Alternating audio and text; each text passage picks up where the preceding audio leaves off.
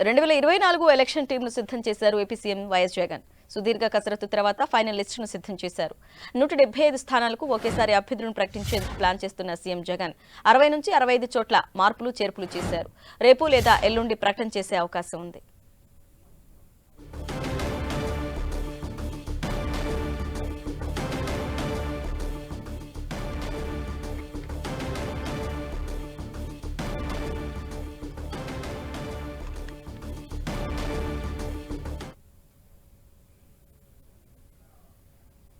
ఎట్టకేలకు AP CM Jagan final list ready చేశారు. పోటీ చేసే అభ్యర్థుల లిస్టు 60 నుండి 65 చోట్ల ప్లేసులు మార్చినట్లుగా తెలుస్తోంది. మరి ఎల్లుండి లేదా రేపు ప్రకటించే ఛాన్స్ ఉందంటున్నారు. ఇదే అంశంపై డీటెయిల్స్ మా ప్రతినిధి దుర్గా అందిస్తారు. దుర్గా, ఫైనల్ లిస్టు రెడీ అయింది అంటున్నారు. మరి అసమ్మతి గళం వినిపిస్తున్న వారిని ఎలా మేనేజ్ చేస్తున్నారు?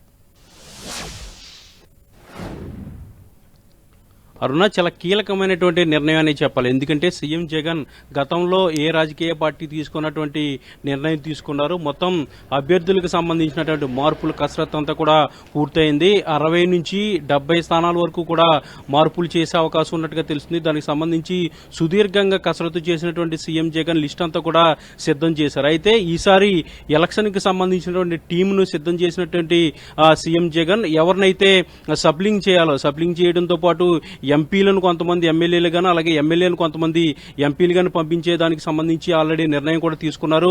గత 10 రోజుల నుంచి కూడా నేరుగా ఎవరినైతే మార్పులు చేర్పులు చేస్తున్నాం, ఎవరికైతే పూర్తిగా టికెట్ లేదు వాళ్ళందరినీ కూడా తాడేపల్లికి పిలిపించుకుని నేరుగా తానే మాట్లాడి ఉన్నటువంటి విషయాలన్నీ కూడా చెప్పినటువంటి సీఎం జగన్ ఎట్టకేలకు ఫైనల్ గా లిస్ట్ అంతా కూడా సిద్ధం చేశారు. అయితే ఈ లిస్ట్ లో మొత్తం 70% వరకు మార్పులు ఉండబోతున్నట్టుగా తెలుస్తుంది. ఎందుకంటే 175 స్థానాలకు సంబంధించి మొత్తం అన్ని చోట్ల కూడా మార్పులు అంటే ముఖ్యంగా 70% మార్పులు చేయాలని సీఎం జగన్ నిర్ణయం తీసుకున్నట్టుగా తెలుస్తుంది. అయితే దీనిలో భాగంగానే మొత్తం 60 నుంచి 70 స్థానాల వరకు కూడా మార్పులు ఉండబోతున్నట్టుగా సమాచారం అందుతుంది. అయితే రేపు లేదంటే ఎల్లుండ 175 స్థానాలకు సంబంధించినటువంటి అభ్యర్థుల ప్రకటన కూడా ఉండే అవకాశం ఉందంటూ కూడా పార్టీ నుంచి మనకు అందుతున్నటువంటి సమాచారంగా తెలుస్తుంది. అన్న దుర్గా, 60 నుండి 65 స్థానాల్లో మార్పులు అంటే చిన్న విషయం కాదు కదా. అంటే అక్కడ ఉన్నటువంటి స్థానిక నేతల మీద ఉన్న వ్యతిరేకం మూలాన మార్పులు చేశారా, లేదంటే సామాజిక సమీకరణాలు ఏమైనా బేస్ చేసుకొని ఇన్ని మార్పులు చేశారా?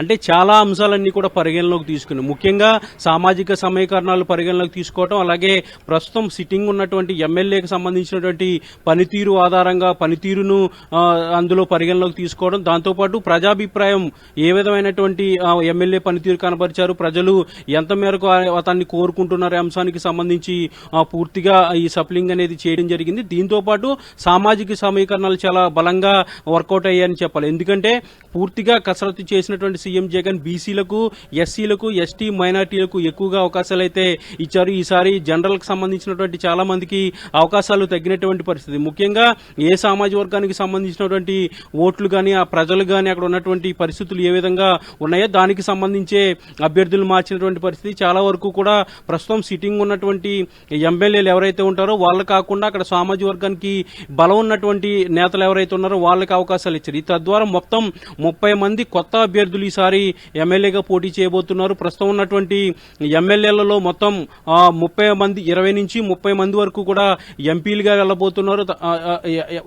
15 మంది ఎంపీలుగా వెళ్లబోతున్నారు. అలాగే ప్రస్తుతం ఎంపీలుగా ఉన్నటువంటి 25 మంది దాదాపు అందరూ కూడా 2-3 మినహా మిగిలిన అంతా కూడా ఎమ్మెల్యేలుగా రాబోతున్నారు. కొంతమంది అయితే పూర్తిగా పక్కకి పెట్టే పరిస్థితి కనిపిస్తుంది. మొత్తం ఏదైనప్పటికీ కూడా కసరత్తు అంతా కూడా పూర్తిగా అయిపోయినట్టుగా తెలుస్తుంది. ఎందుకంటే సుదీర్ఘంగా తాడేపల్లి క్యాంపు కార్యాలయం సీఎం జగన్ ఈ కసరత్తు అంతా కూడా పూర్తి చేశారు. అయితే రేపు లేదంటే ఎల్లుండి 175 స్థానాలకు సంబంధించినటువంటి అభ్యర్థుల ప్రకటన ఉంటుందంటూ కూడా చాలా అందుతున్నటువంటి సమాచారంగా మనకి అర్థమవుతుంది. 1వ తారీఖు నుంచి ఏదైతే వరుసగా కార్యక్రమాలు ఉన్నాయో 1వ తారీఖు నుంచి కొత్త సంవత్సరం నుంచి పూర్తిగా కొత్త అభ్యర్థులు, కొత్త ఇన్ఛార్జీలు మాత్రమే ప్రజల్లోకి వెళ్లేలా ప్రణాళికనంతా కూడా సిద్ధం చేశారు. దీనికి సంబంధించి ఇప్పటికే రీజనల్ కోఆర్డినేటర్లతో కూడా సీఎం జగన్ మాట్లాడి ఆ ఆ విషయాలన్నీ కూడా పూర్తిగా నిన్న చెప్పడం జరిగింది. సుదీర్ఘంగా అంటే 3 గంటల పాటు రీజనల్ కోఆర్డినేటర్లతో కూడా సీఎం జగన్ సమావేశం జరిగింది. అయితే ఈ సమావేశంలో కూడా కీలకంగా ఈ విషయాలన్నింటినీ కూడా సీఎం జగన్ చెప్పినట్టుగా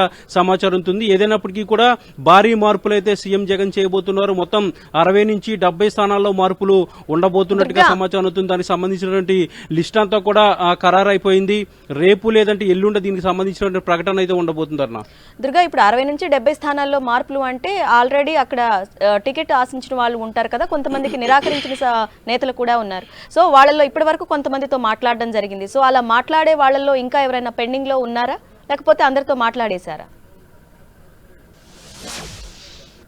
పూర్తిగా అందరితో కూడా ఇప్పటికే మాట్లాడేసిన పరిస్థితి కనిపించింది. ఎందుకంటే గత 10 రోజుల నుంచి కూడా ఇదే కసరత్తు జరుగుతుంది. ఇప్పటికే 11 స్థానాలకు సంబంధించి ఆల్రెడీ ప్రకటన చేశారు కాబట్టి వాటి తర్వాత నుంచి పూర్తిగా సీరియస్ కసరత్తు అనేది జరుగుతుంది. ఎందుకంటే మొత్తం ఎవరినైతే మారుస్తామో వాళ్ళందరినీ కూడా పిలిపించారు.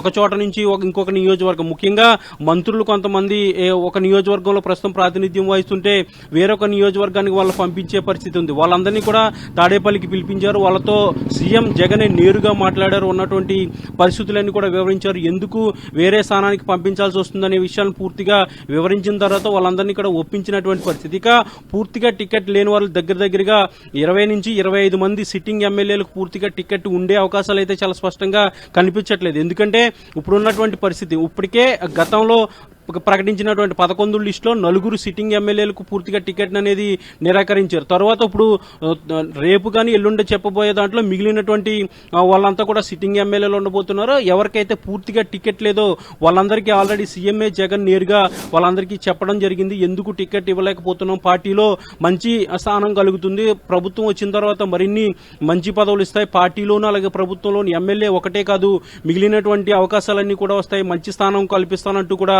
త్యాగం చేసిన వారి త్యాగం వృధా కాదంటూ కూడా సీఎం జగన్ నేరుగా వాళ్ళకి చెప్పినటువంటి పరిస్థితి. ప్రస్తుతానికైతే ఎవరు కూడా అసంతృప్తి వ్యక్తం చేయట్లేదు. కొంతమంది పూర్తిగా రాజకీయాలను తప్పుకుంటున్నానంటూ కూడా మంగళగిరి ఎమ్మెల్యే ఆర్కే అలాగే నిన్న అన్నా రాంబాబు వీళ్ళిద్దరూ కూడా పూర్తిగా రాజకీయాలను తప్పుకుంటున్నాము, వచ్చే ఎన్నికల్లో మేము పోటీ చేయమంటూ కూడా వాళ్ళు వ్యక్తిగత కారణాలు చెప్పారే తప్ప ఎక్కడా కూడా అసంతృప్తి అనేది వ్యక్తపరచలేదు. ఈ నేపథ్యంలోనే ఎవరికైతే సిట్టింగులకి పూర్తిగా టికెట్లు లేదో వాళ్ళందరినీ కూడా ఆల్రెడీ వాళ్ళందరికీ కూడా పూర్తిగా వివరించారు. ఉన్న పరిస్థితి అంతా కూడా సీఎం జగనే నేరుగా చక్కబెట్టినటువంటి పరిస్థితి. అదే రీజనల్ కోఆర్డినేటర్లకి మాత్రం అక్కడ ఉన్నటువంటి ద్వితీయ శ్రేణి నాయకులు అలాగే కేడర్ అంతా కూడా కాస్త అసంతృప్తి అనేది వచ్చే అవకాశం ఉంటుంది. కాబట్టి ఎందుకంటే ఒక నేతతో ఎన్ని రోజులు ట్రావెల్ చేసిన తర్వాత ఆ నేత కాకుండా కొత్త వ్యక్తి వస్తున్నారంటే వాళ్ళు కాస్త మింగిల్ అవడానికి టైం పడుతుంది. కాబట్టి వారికి సంబంధించినటువంటి సమన్వయానికి సంబంధించినటువంటి వ్యవహారం అంతా కూడా రీజనల్ కోఆర్డినేటర్లకి సీఎం జగన్ అప్పగించారు.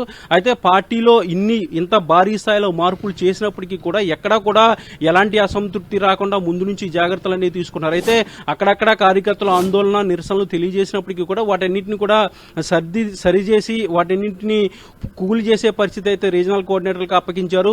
నిన్న జరిగినటువంటి రీజనల్ కోఆర్డినేటర్ల సమావేశంలో కూడా సుదీర్ఘంగా ఇదే అంశానికి సంబంధించి చర్చించారు. అయితే ఇప్పటికే ఆ లిస్ట్ అంతా కూడా సిద్ధం చేశారు. కాబట్టి రేపు లేదంటే ఎల్లుండే 175 నియోజకవర్గాలకు సంబంధించినటువంటి అభ్యర్థులను ప్రకటించే ఆలోచన అయితే ప్రస్తుతం చేస్తున్నారు. అయితే రేపు కొంతమందిని లేదంటే ఎల్లుండి కొంతమందిని ప్రకటిస్తారా ఏంటనేది రేపు ఒక క్లారిటీ వచ్చే అవకాశం అయితే కనిపిస్తుంది. ఏదైనప్పటికీ కూడా కొత్త సంవత్సరం 1వ తారీఖు నుంచి కార్యక్రమాలు, ప్రభుత్వ కార్యక్రమాలు, ముఖ్యంగా పెన్షన్ల పెంపు, అదేవిధంగా ఆసరా, దాంతోపాటు మిగిలినటువంటి కార్యక్రమాలు ఉన్నాయి. కాబట్టి ఆ కార్యక్రమాలకి కొత్త ఇన్ఛార్జీలు, కొత్త అభ్యర్థులు మాత్రమే ప్రజల్లోకి వెళ్లేలా ప్రణాళికనైతే సిద్ధం చేశారని తెలుస్తుంది.